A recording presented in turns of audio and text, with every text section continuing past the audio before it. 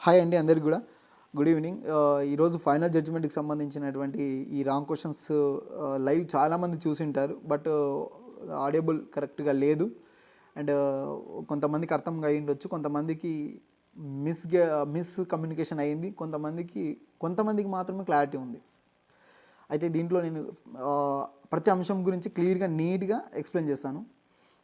First of all ఇది ఇన్ఫర్మేటివ్గా తీసుకోండి, అంతేగాని మిస్యూజ్ చేయడానికి ట్రై చేయకండి, ఓకేనా? నా రిక్వెస్ట్ ఇది. దీన్ని లైక్ చేసి షేర్ చేసే ప్రయత్నం చేయండి. ఫస్ట్ ఆఫ్ ఆల్ ఆర్గ్యుమెంట్స్ గురించి రాగానే ఫస్ట్ ఇక్కడ మొత్తం డైరెక్ట్ జడ్జిమెంటే కదా. సో క్వశ్చన్స్ వైజ్గా దాని ఎక్స్పర్ట్ కమిటీ ఏమి ఇచ్చింది, దాంట్లో కీ ఏముంది, వీళ్ళు ఏమి అపోజ్ చేసినారు, దానికి సంబంధించి ప్రతి క్వశ్చన్ గురించి డీటెయిల్గా ఎక్స్ప్లెయిన్ చేయడం అయితే జరిగింది. మల్టిపుల్ ఆప్షన్స్ని ఎక్స్ప్లెయిన్ చేయడం జరిగింది, రాంగ్ క్వశ్చన్స్ని ఎక్స్ప్లెయిన్ చేయడం జరిగింది. అది చాలా పెద్దగా అనిపించింది. జడ్జిమెంట్ ఇంత పెద్దగా ఉంటుంది, వాదనల కన్నా ఎక్కువ పెద్దగా ఉందనిపించింది చాలామందికి. అయితే ఇక్కడ 4 క్వశ్చన్స్ డిలీట్ అనే ఆప్షన్ ఫస్ట్ ఒక పాయింట్ రేజ్ కావడం జరిగింది, డిలీట్ చేస్తున్నాం దీనిని. మిగిలిన 7 క్వశ్చన్స్ను ఎక్స్పర్ట్స్ కమిటీకి పంపిస్తామని చెప్పేసి వచ్చింది. సో దీనిపైన ఇప్పుడు 4 క్వశ్చన్స్ డిలీట్ అంటే మరి రిజల్ట్ వస్తాయి కదా. సో అవకాశం ఉంది కదా, రావచ్చు రాకపోవచ్చు, కానీ అవకాశం అయితే ఉంటుంది కదా. సో అట్లా దాన్ని రామారావు సార్ కూడా దాన్ని తీసుకోలేదు. సో మళ్ళీ అక్కడ కన్ఫ్యూజ్ ఏర్పడ్డది. దెన్ నెక్స్ట్ వీళ్ళు నిన్న మనం టెలిగ్రామ్లో కూడా అప్డేట్ చేసినట్లుగా ఇండిపెండెంట్ బాడీని డిమాండ్ చేసినారు, ప్లస్ తీర్పు కూడా ఫైనల్ రావాల్సి ఉంది రేపు అని చెప్పేసి నేను టెలిగ్రామ్లో పెట్టాను. సో అదే అంశం మీద ఎగ్జాక్ట్లీ ఈరోజు ఫైనల్ జడ్జిమెంట్ అదే జరిగింది. అయితే ఇక్కడ ఎవరైతే స్టూడెంట్ తరపున ఉన్నటువంటి పర్సన్ ఇండిపెండెంట్ ఎక్స్పర్ట్స్ కమిటీ బాడీకి అయితే సపోర్ట్ చేసినారు. సో టోటల్గా ఫైనల్గా రామారావు సార్ దానికి అగ్రీ చేసినారు. సో ఇద్దరి మధ్యన దేనికి పంపిస్తే బెటర్ అని చెప్పేస్తే మనకు ఉస్మానియా యూనివర్సిటీని ఎంపిక చేసుకోవడం జరిగింది. ఇప్పుడు ఏం చేస్తారంటే ఉస్మానియా యూనివర్సిటీకి మొత్తంగా ఈ 4 క్వశ్చన్స్ అంటే 4 క్వశ్చన్ డిలీట్ చేశారనుకుంటున్నారు. ఇప్పటికి లేదు అయితే డిలీట్ చేస్తామని అన్నారు, కానీ డిలీట్ చేయలేదు. ఆ 4 క్వశ్చన్స్ ప్లస్ 7 క్వశ్చన్స్ ఇంకా నిన్న ఉన్నటువంటి 2 క్వశ్చన్స్, మొత్తం 13 క్వశ్చన్స్ను మనకు ఉస్మానియా యూనివర్సిటీకి సంబంధించినటువంటి ఎక్స్పర్ట్స్కి పంపిస్తారు. ఇప్పుడు వాళ్ళు ఏం చేస్తారు ఆ కమిటీ అంటే ఈ యొక్క 13 క్వశ్చన్స్ మీద ఫుల్ రిఫర్ చేసి ఫైనల్ జడ్జిమెంట్, ఫైనల్ కీ ఏదైతే ఇస్తారో అదే జడ్జిమెంట్ అవుతుంది అని నీట్గా క్లియర్గా జడ్జి గారు చెప్పడం జరిగింది. దీంట్లో ఎవ్వరు కూడా అపోజ్ చేయాల్సిన అవసరం లేదు, చెయ్యకూడదు, అదే ఫైనల్ అవుతుంది అని చెప్పేసి క్లియర్ కట్ ఇన్ఫర్మేషన్ ఇచ్చి ఉన్నారు. దెన్ ఇంకొక పాయింట్ ఏంటంటే ఇప్పుడు కేసెస్ వీటి మీద మళ్ళీ కొత్తగా all writ petitions are cancelled, అంటే డిస్పోజ్ అనుకోండి, క్యాన్సల్ అన్నలో డిస్పోజ్ అంటే కొట్టిపారేశారు. ఇప్పుడు కొత్తగా తీసుకోరు ఇంకా.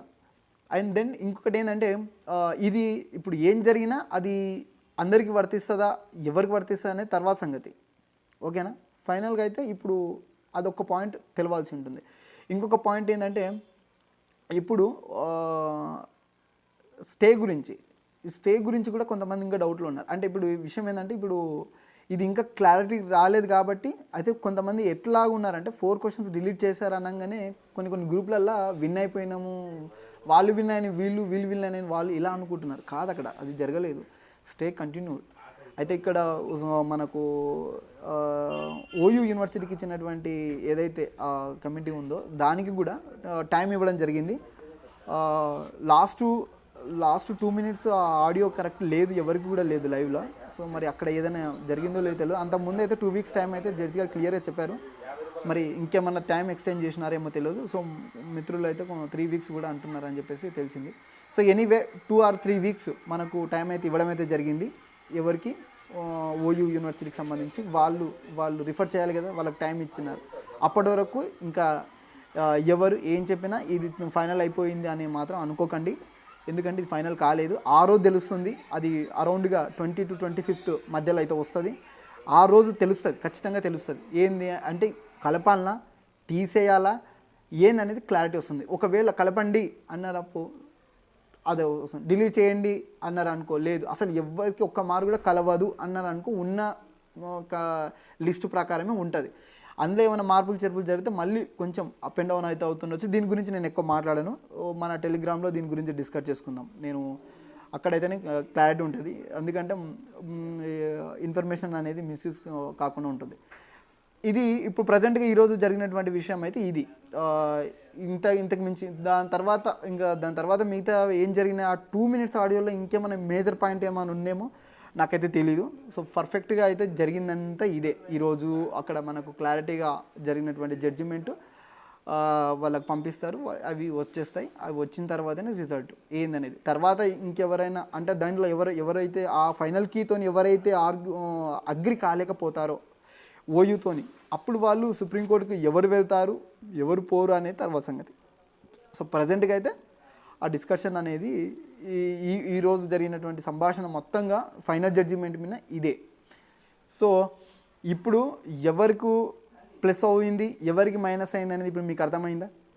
సో ఇంకా క్లారిటీ రాలేదు కదా.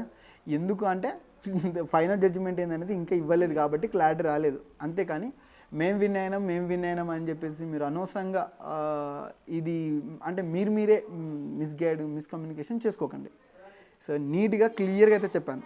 సో ఫర్దర్ మన ఒపీనియన్స్ ఏంది, మనం ఏంది అనేది నేను మన టెలిగ్రామ్లో నేను దాని గురించి నేను ఏదైనా ఇన్ఫర్మేషన్ ఉంటే అప్డేట్ చేయడానికి ట్రై చేస్తాను. ఓకేనా?